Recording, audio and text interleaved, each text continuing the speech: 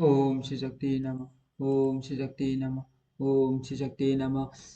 शत्रुंधन का राजा सुबोध को साथ लेकर आगे जाना और शैवन मुनि के आश्रम पर पहुंचकर सुमति के मुख से उनकी कथा सुनना। शैवन का सुकन्या से ब्याह। शेष जी कहते तुरंत नरश्रेष्ठ राजा सुमंत ने श्री रघुनाथ जी की उत्तम कथा सुनने के लिए उत्सुक होकर सागर के सत्कार के से संतुष्ट हुए शत्रुघ्न जी से वार्तालाप आरंभ किया।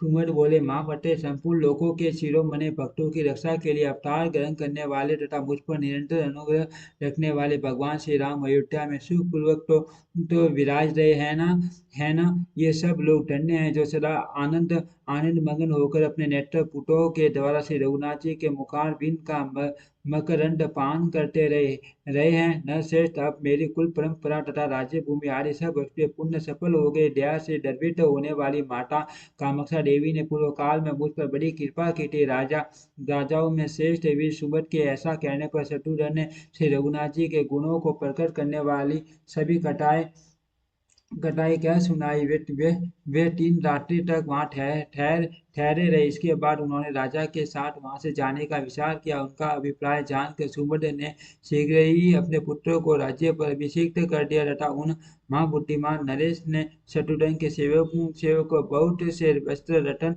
और नाना प्रकार के धन दिए। तत्पश्चात शत्रुघ्न ने धनुष धारण किए हुए राजा सुमुद को साथ लेकर अपने बहुयज्ञ मंत्रियों के पैदल योद्धाओं हाथी और अच्छे घोड़े टूटे हुए अनेकों रथों के साथ वहां से यात्रा आरंभ की। श्री रघुनाथ जी के प्रताप का आश्रय लेकर वे हंसते हंसते मार्ग तय करने लगे। पयोसनी नदी के तीर पर पहुंचकर उन्होंने अपनी चाल तेज कर दी तथा शत्रुओं पर प्रहार करने वाले समस्त योद्धा भी पीछे पीछे उनका साथ देने लगे। वे तपस्वी ऋषियों के भांति के आश्रम देखते तथा वहां श्री रघुनाथ जी के गुणगान सुनते हुए यात्रा कर रहे थे। उस समय उन्हें चारों ओर मुनियों की यह कल्याण में वाणी सुनाई पड़ती थी। यह यज्ञ का अश्व चला जा रहा है जो श्री हरि के अंश अवतार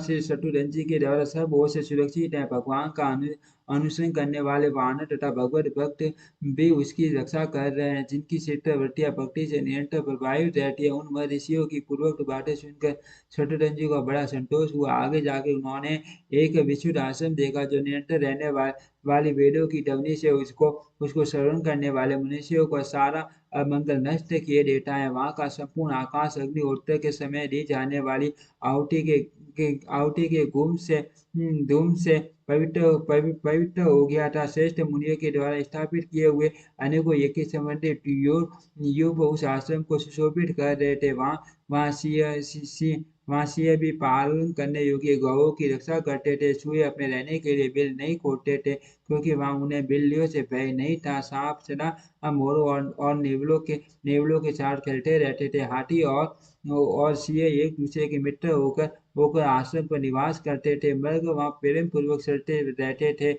उन्हें उन्हें किसी से भय नहीं था। गौओं के थन गधों के समान दिखाई देते थे। उनका विग्रह नंदिनी की भांति संपूर्ण कामनाओं को पूर्ण करने वाला था और वे अपने कुलों से उठी हुई धूल के द्वारा वहां की भूमि को पवित्र करते थे। हाथों में समीरा धारण करने वाले श्रेष्ठ मुनिवरों ने वहां की भूमि को धार्मिक क्रियाओं का अनुष्ठान करने योग्य बना रखा था। उस आश्रम को देखकर शत्रुघ्न जी ने सब बातों को जानने वाले श्री राम मंत्री सुमति से पूछा। शत्रुघ्न जी बोले, सुमति, यह सामने किस मुनि का आश्रम शोभा पा रहा है। यहाँ सब जंतु आपस का वैर भाव छोड़कर एक ही साथ निवास करते हैं तथा यह मुनियों की मंडली से भी भरा पूरा दिखाई देता है। मैं मुनि की वार्ता सुनूंगा तथा उनका वृतांत श्रवण करके अपने को पवित्र करूंगा। महात्मा शत्रुघ्न के ये उत्तम वचन सुनकर परम मेधावी श्री रघुनाथ जी के मंत्री सुमति ने कहा,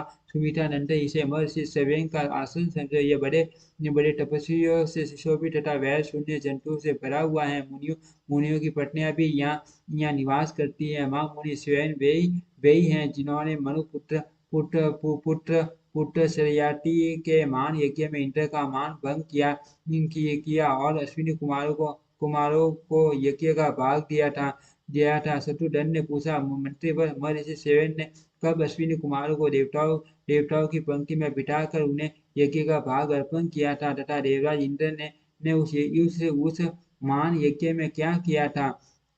सुमति ने कहा, सुमित्रा नंदन वर्मा जी के वंशज में वंशज में महर्षि भृगु बड़े विख्यात महात्मा हुए हैं। एक दिन संध्या के समय समीरा लाने के लिए वे आश्रम से दूर चले गए। उसी समय डमन का नाम का एक महाबली राक्षस उनके यज्ञ का नाश करने के लिए आया आया और उस सबसे से अत्यंत भयंकर वचन बोला, कहाँ है वह अधम मुनि और कहाँ है उसकी पाप रहित पत्नी। वह रोष में भरकर जब बारंबार इस प्रकार कहने लगा तो अग्नि देवता ने अपने ऊपर राक्षस से भय उपस्थित जानकर मुनि मुनि की पत्नी को उसे दिखा दिया दिया वह सती साध्वी नारी गर्भवती थी। राक्षस ने उसे पकड़ लिया। बेचारी अबला कुरी की भांति विलाप करने लगी, महर्षि भृगु रक्षा करो, पति देव बचाओ, प्राणनाथ तपो निधे मेरी रक्षा करो। इस प्रकार वह आर्त भाव से पुकार रही थी, तथापि राक्षस उसे लेकर आश्रम से बाहर चला गया और दुष्टता भरी बातों से महात्मा भृगु की उस पतिव्रता पत्नी को अपमानित करने लगा। उस समय मान भय से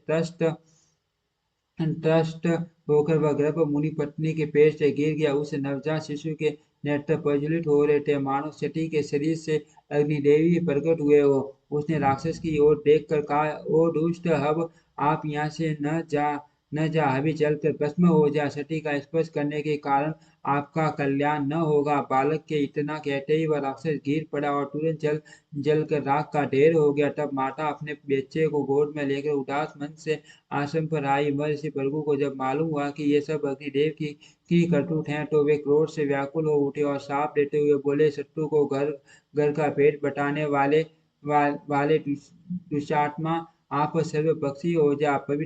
पवित्र अपवित्र सभी वस्तुओं का आर कर ये साफ सुनकर अग्निदेव को बड़ा दुख हुआ। उन्होंने मुनि के शरण पकड़ लिए और कहा, प्रभु आप दया के सागर हो, मां मते मुझ पर अनुग्रह करो। धार्मिक शिरोमणि, मैंने झूठ बोलने के भय से उस राक्षस को और आपकी पत्नी का पता बता दिया था, इसीलिए मुझ पर कृपा करो। अग्नि की प्रार्थना सुनकर तपस्वी मुनि दया से द्रवित हो गए और उन पर अनुग्रह करते हुए इस प्रकार बोले, अग्रे आप सर्वपक्षी होकर भी पवित्र ही रहोगे। तत्पश्चात ब्रह्म मंगल में विप्रवर भृगु ने स्नान आदि से पवित्र हो हाथ में कुश लेकर गर्भ से गिरे हुए अपने पुत्र का जातकर्म आदि संस्कार किया। उस समय संपूर्ण तपस्वियों ने गर्भ से शहीद होने के कारण उस बालक का नाम सवेन रख दिया। भृगु कुमार सेवन शुक्ल पक्ष की प्रतिपदा के चंद्रमा की भांति धीरे धीरे बढ़ने लगे। कुछ बड़े हो जाने पर वे तपस्या करने के लिए जगत को पवित्र करने वाली नर्मदा नदी के तट पर गए। वहां पहुंचकर उन्होंने 10,000 वर्षों तक तपस्या की कि उनके दोनों कंधों पर दीमकों ने मिट्टी की ढेरी जमा जमा कर दी और उस पर दो दो पलाश के वृक्ष उग आए। हरिण उत्सुकता पूर्वक वहां आते और मुनि के शरीर में अपनी देह रगड़ कर खुजली मिटाते थे, किंतु उनको इस सब बातों का कुछ भी ज्ञान नहीं रहता था। वे अविचल भाव से स्थिर रहते थे। एक समय की बात है, मनु के पुत्र राजा चरयाती तीर्थ यात्रा के लिए तैयार होकर परिवार से नर्मदा के तट पर गए। उनके साथ बहुत बड़ी सेना थी। मां नदी नर्मदा में स्नान करके उन्होंने देवता और पितरों का तर्पण किया तथा भगवान श्री विष्णु की प्रसन्नता के लिए ब्राह्मणों को नाना प्रकार के दान दिए। राजा की एक कन्या थी जो तपाए हुए सोने के आभूषण पहनकर बड़ी सुंदर दिखाई देती थी। वह अपनी सखियों के साथ वन में इधर उधर विचरने लगी। वहां उसने मान वृक्षों से सुशोभित वाल्मीकि वाल्मीकि मिट्टी का ढेर देखा, जिसके भीतर एक ऐसा तेज दिख पड़ रहा था जो निमेष और